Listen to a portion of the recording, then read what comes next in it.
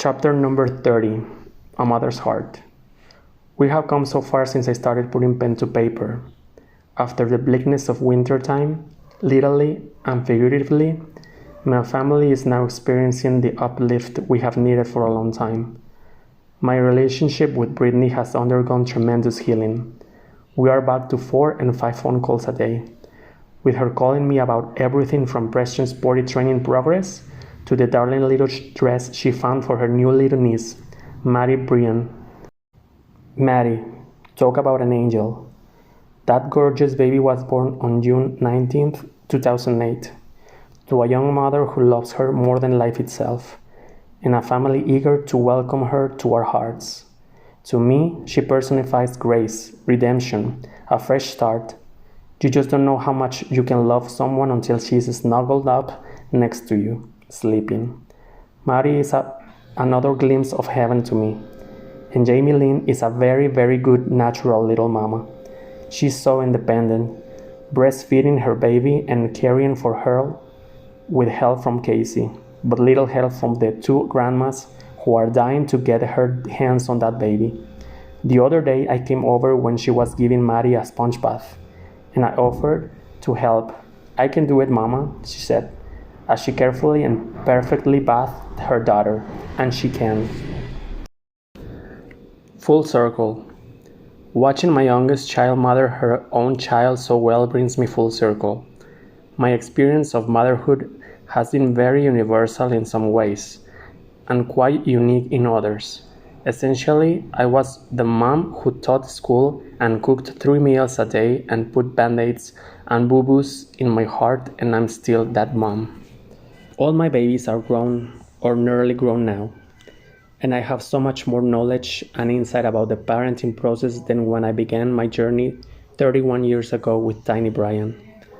My very best days on this earth were when I had my 3 children at home with me. And some days I would give anything to somehow teleport back in time.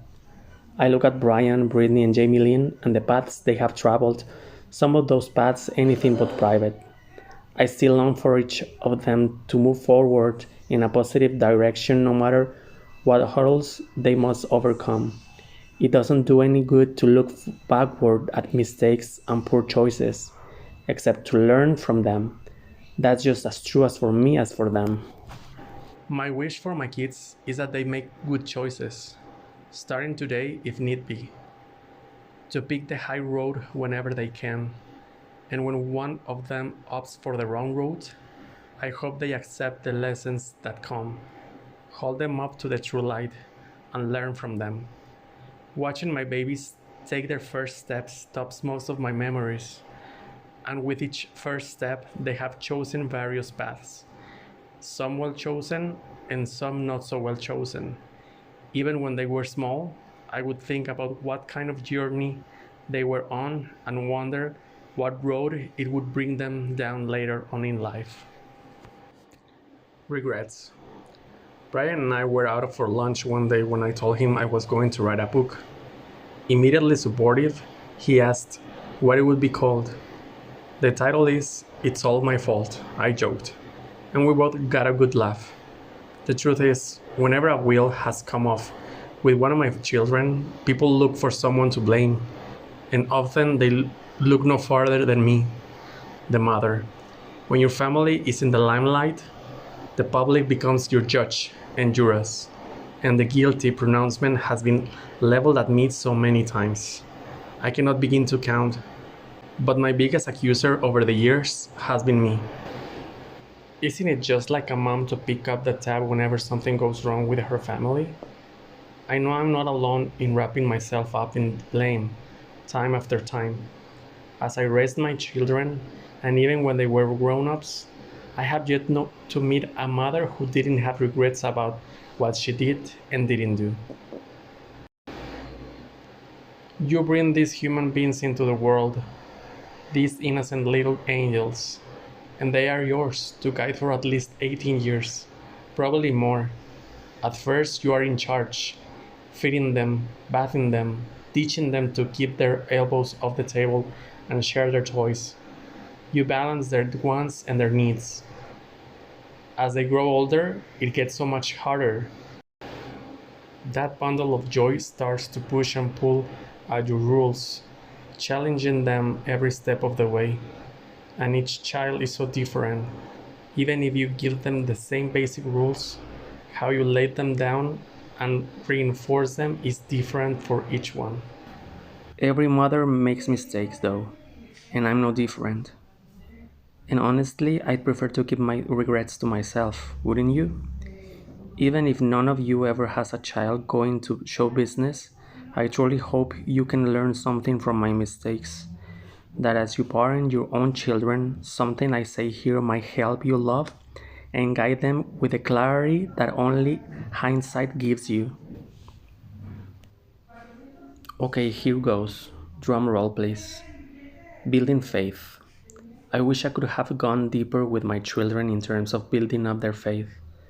We always went to church and vacation Bible school when we were in town, but I see now that they could have benefited greatly by drawing closer to God through daily Bible reading and devotional reading. They said their prayers every night, but in retrospect, I should have helped them understand the power of prayer for every situation life threw at us. I must have felt that it would be hypocritical of me to have a huge fight with their daddy the night before and then talk about how good the Lord is the next day. I was wrong. The Lord's mercies are new every morning, as the Bible says. He is a redemptive God who washes us clean whenever we ask Him. Trust in my God. I should not have trusted my children blindly. When I sensed something was up, I should have gone in for the kill, metaphorically speaking, trusting my instincts and not their pleas. Mama, everyone is going to that bonfire except for me. I would never do that. I would never do anything like that. So and so is allowed to do this. Why don't you trust me? In hindsight, when I suspected something was off base, I was often right. Heck, I was always right. I clearly remember the time Brian was 16 years old. He often spent the night with a friend about 15 minutes away from our home in Louisiana. One night after football practice, he had arranged to stay in the night with his friend, who was also a teammate. The boy came from a fine family, and I never had felt the need to call and check in with him while he was there. This time, though, I felt an urge to call. When I did, Brian's friend answered the phone, but was reluctant to put Brian on the phone. He's already in bed, the boy told me. A teenager asleep at 9:30 on a Friday night at a friend's house? I don't think so. My antenna shut up, and I insisted Brian be dragged out of bed and put on the phone. When my son finally picked up on the other line, I could tell immediately he had been drinking. His speech was slurred, and he wasn't making any sense. I hung up, and Jamie and I packed up the girls that minute and drove to pick him up. Turns out the boy's family had left for a few days, entrusting him to the oversight of family and close friends. We want to believe the best in our children, but it's our job as moms to act on that sixth sense we have, the one that tells us something is not as it seems. Sometimes my kids played me like a fiddle. I wish I had been less gullible and more suspicious, much more suspicious. My biggest mistakes in this life were from not going on my instincts because my gut was telling me the truth. Shelter from the storm. When my children were young and we were all living together as a family in Kenwood, I shouldn't have let them see me so upset about my problems. Jamie and I fought too much in front of them. And I sometimes was overwhelmed by financial matters. Though it's hard to hide your feelings when there's no gasoline for the car, I should have attempted to deal with those things behind closed doors. That's not to say it's a good idea to pretend all is well when it isn't, but I regret the extent to which my children saw me visibly upset about problems that were not completely out of their control. They had enough problems growing up in an alcoholic home, and they didn't need to pile my suffering on top of theirs. Along the same lines, I wish I could have been calmer when facing issues in my marriage. Parents should never argue like that in front of their children. Ideally, they should have seen Jamie and me disagree and work it out in a civilized manner. I wore my emotions on my sleeve, and my children had to pick up the pieces at times. I wish I had practiced more self control. Space for myself. I wish there would have been some way to hold on to my teaching job in 2000. Britney and her manager, Larry Rudolph, begged me to quit so I could join her on tour. She was so homesick and wanted me with her as much as possible. I really wrestled with that decision. Surely, it was agonizing in the end. Did I make the wrong choice? You should never give up something that you love so much as I love teaching. I wish I had left some space for myself, for my own passion that was mine and mine alone outside my children.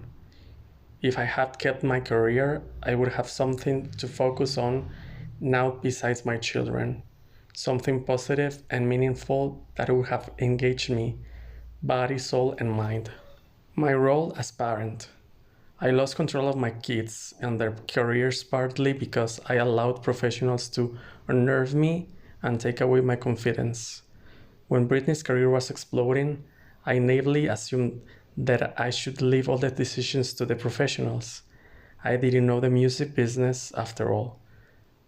I was a simple Southern school teacher, but you know what? I wish I had lost my anchor with my kids, but instead refused to give up precious ground to people who were motivated by money and not love. If I had gone with my gut and regarded producers, agents, managers, etc., as people to sound off on, not take their every opinion as gospel truth, who knows where we might be today.